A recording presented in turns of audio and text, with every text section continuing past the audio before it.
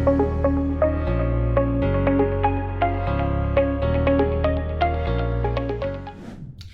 art friends, Selena here. Thanks for joining me. Joining me also today is Patches, and today I want to talk to you about the MARI and an inner map. MARI stands for Mandala Assessment Research Instrument.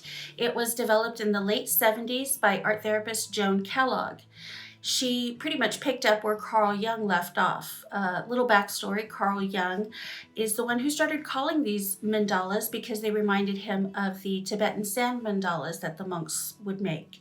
He noticed that in his own artwork and in the artwork of his clients that there would be circle drawings.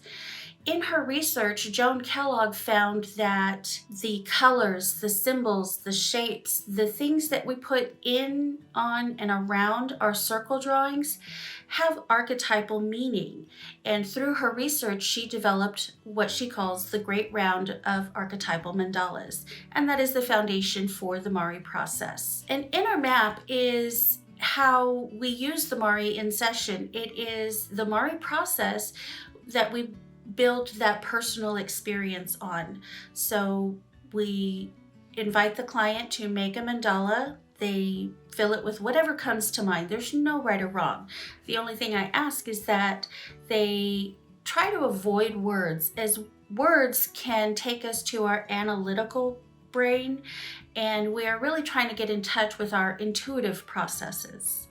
So in this inner map creation, we can explore different things that are coming up for the client because it is a visual representation of their psyche, where it is in the moment. In fact, it's considered like a snapshot. Obstacles that might be going on, inner conflicts, issues, all of those things, they tend to show up on the mandalas that we make. In fact, I do offer to anybody who's interested in having a MARI session to consider if there is anything that's on the periphery that you are actively avoiding. You're like, I don't want to deal with that issue right now.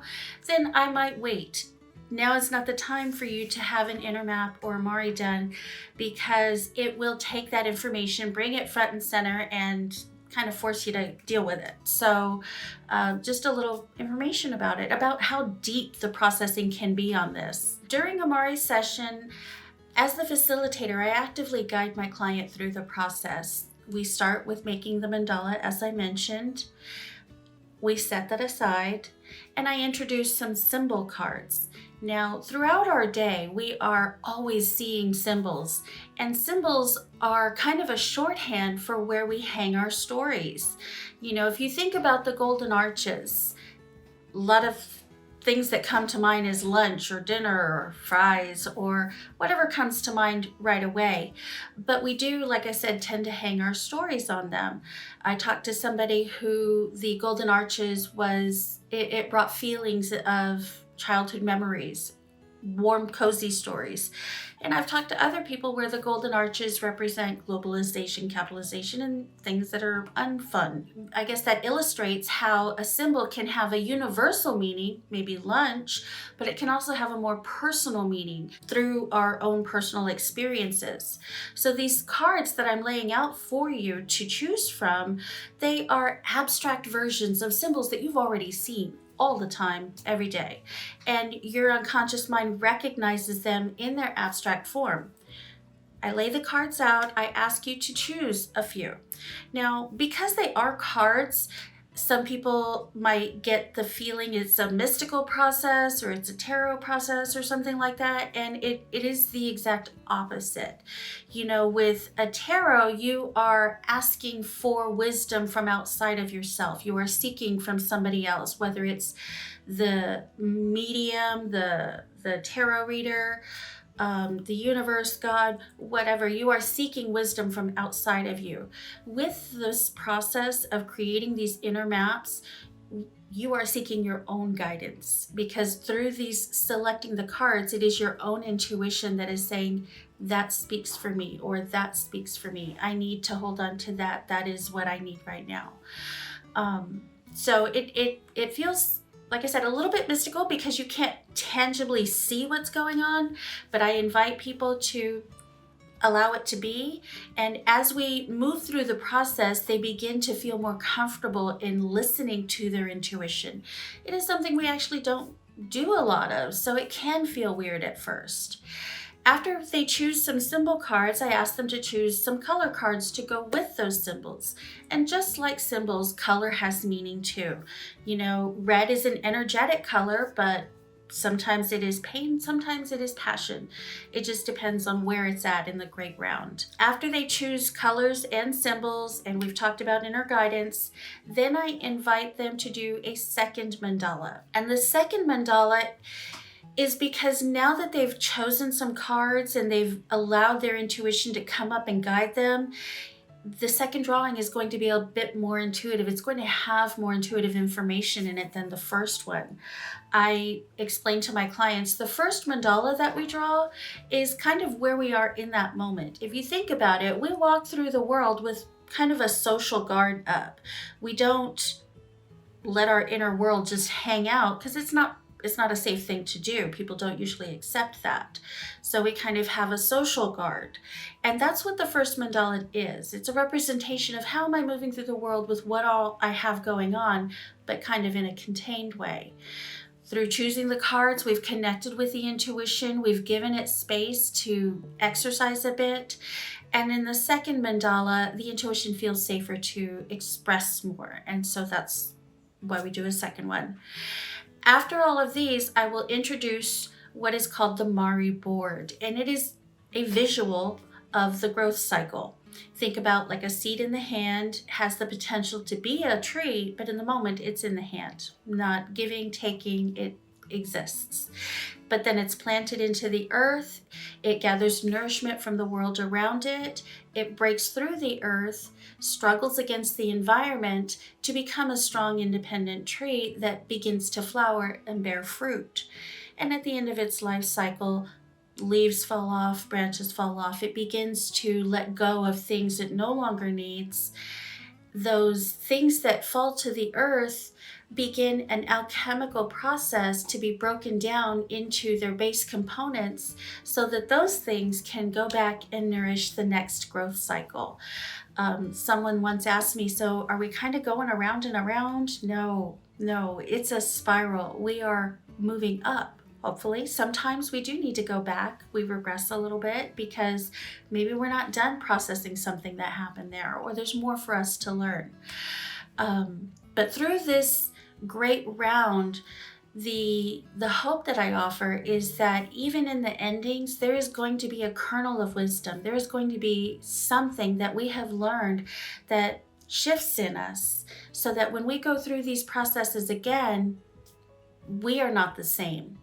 And you can think of it like a job. You know, from your first job, you learned, okay, well, this is how I need to show up in a work environment. When you went to your second job or the next job, you brought things that you learned with you. So you weren't the same. Same with relationships, same with our own self. And the Mari just brings all that and kind of maps it out for you. It says, hey, look, you're in this struggle place of what's going on. But what's going to come next is this space of independence once you've made it through this struggle. Or it might say, hey, maybe there's stuff you haven't finished in the last stage. So again, it's a map of what's going on in your inner world. Through this process, it empowers people to choose which direction do I want to go? Do I want to stay here? And gives them tools to begin to move that momentum.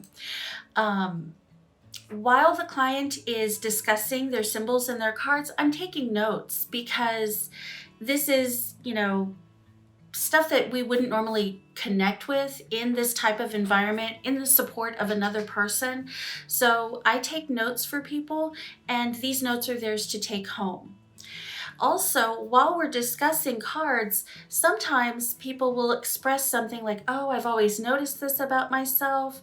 As a therapist, I am able to say, oh, well, that looks like, this type of personality trait or this type of personality trait. And these are things that you can do to help that.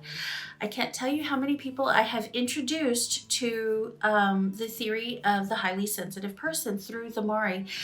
and I'll include a link below, and I'll do another video on that another time. But just bringing self-awareness to, oh, this is a part of me that I didn't know about and that I may have been trying to shut down or shut out, but it's not something to shut down or shut out. It's something to lean into, to grow, because it can be a strength instead of what other people might see as weakness. So again, I offer people not only the notes that I take for them, but I might offer book recommendations. I might also offer art activities. I might suggest an art activity if there's something going on at a certain stage that they want to explore further. So they do leave with tools to continue moving in whichever direction they choose. If sometimes things are going on in life that we can't change, I offer tools to help them balance it so that whatever they're going through isn't so overwhelming. There's always, through this inner map process, this Mari process, there is direction. It always provides us with a direction of which way we can go next. And just seeing the psyche laid out for itself, the psyche begins to understand where it is and how it can move, and shifts start to happen right there in session. In fact, by the time we are done with this whole process, oftentimes I invite clients, maybe you want to choose a different color now to go with one of your cards, or maybe you want to choose a different card to replace something that you no longer need. So again, this whole process of creating an inner map is excellent for anybody who is on a journey of self-discovery, self-development, personal growth, or if you're feeling stuck, maybe you've been moving through something for a while and you're not sure why or how or what to do next about it. Again, I always offer that admonition: if there's something going on and you don't want to deal with it, save the Mari for another time, because it will say, no, you're going to deal with it. I do invite people to revisit and have an inner map session 3 months, 6 months later, because again, things are shifting. There may be new information coming up. It's just a really great instrument to keep the process moving, keep moving forward, to just grow. I am including links below for Mari Creative resources and for my email if you'd like to email to schedule an inner map session. Thanks. Look forward to seeing you.